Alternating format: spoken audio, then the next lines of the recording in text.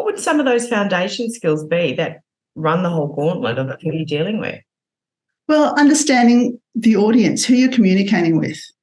Are they your team members? Are they your clients? What is it that they expect from you? What do they need to know from you?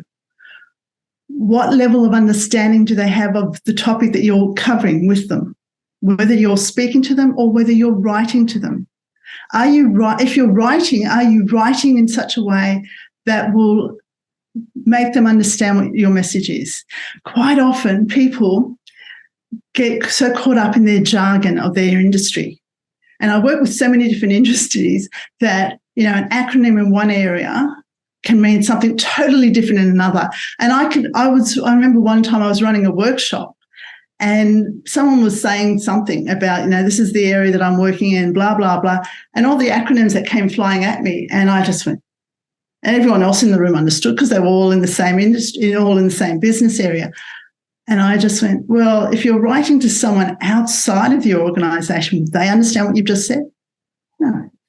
And so that's where we go back to fundamentals, keeping it clear, keeping it understandable to the audience, thinking about them at all times. They're the key to your message. If you want your message heard, you need to be able to express yourself in such a way that it's clear and concise.